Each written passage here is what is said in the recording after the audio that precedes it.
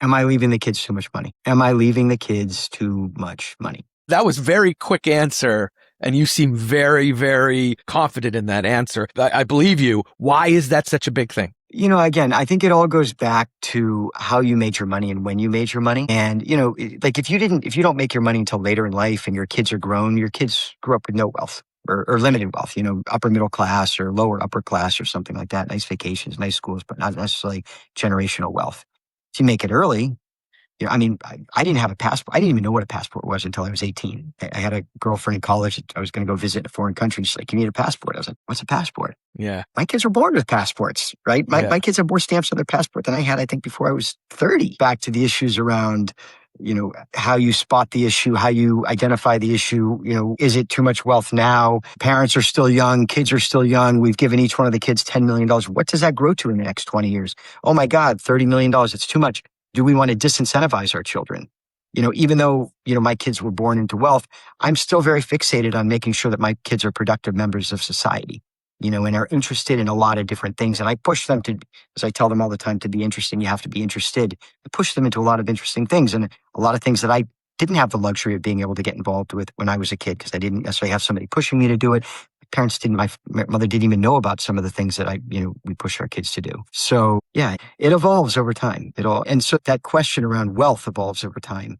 And part of our job as a family office advisor is, and many times we're helping to educate that next generation. We're attending and we're presenting to the children and next gen on various issues, whether it's philanthropy or estate planning or investment planning, and educating them. You've got to drop these kind of kernels of knowledge along the way.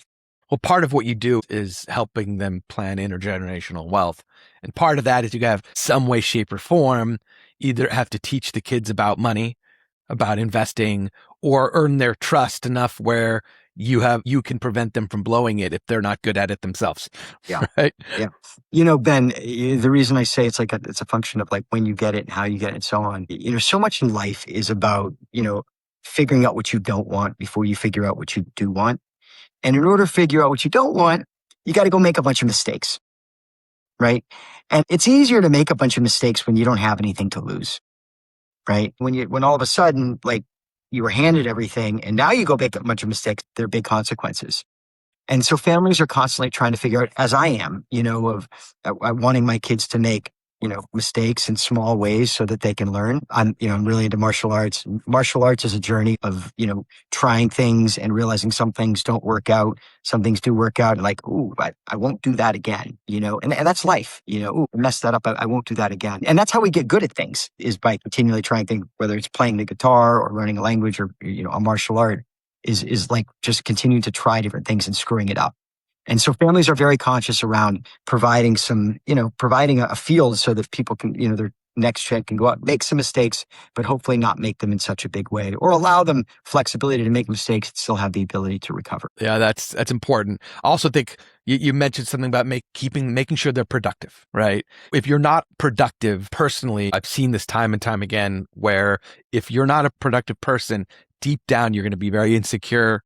You're going to have very low self-worth, which leads to very, bad outcomes. And I'm sure that's something that high net worth people, ultra high net worth people probably deal with all the time, and how they tend to ensure their kids become. They say, there's an old saying in the American world of short sleeve to short sleeve in 3 generations, or the Chinese say rice paddy to rice paddy in 3 generations.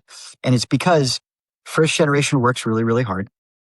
Second generation sees mom and dad working really hard. My kids see me working really hard. They cry when I leave, to come to work and during the week or traveling or whatever, they're crying. Third generation, if you don't make sure that second generation gets it and works, third generation they have no role model. They're like, I think grandpa made his money in financial services, right? Yeah. Like they don't even know. They can't even spell TwinFocus. Yep. You want your kids to be productive members of society. And, for my children, like I want them to be happy, but I want them to be meaningful. I want them to have jobs. Like you perform work more than just to make money, as you were saying and alluding to. And it's why I think there's a big problem with this whole AI discussion around universal basic income. And we're not going to have to go to work. And, there's some sense of self-satisfaction when you go in it. You actually have to, work to buy something. When you work for money and then you spend it and you buy something you want, you feel a sense of accomplishment. Personally, I don't think money buys happiness. I think it helps at the margin. As I said earlier, I think if you're a happy person, I think you're going to be happier. I think if you're a sad person, you're probably going to be sadder with money, believe it or not. I don't think even though I like material possessions, whether it's a guitar or a watch or a car or something like this, I don't think that necessarily buys happiness. The moment you buy it, it's like it's kind of gone. You got to be happy with yourself, but part of being happy with yourself is waking up every day and actually going to do something and feeling fulfilled with what you're doing. Yep. We can do this in a nonprofit sense, and not make a lot of money, but go be a teacher. I mean, a teacher is an incredibly rewarding job. It's a very difficult job. Yep. Discussion for another podcast on what's wrong with education, how we fix it. But teachers, even though they don't make a lot of money, they're incredibly productive to society.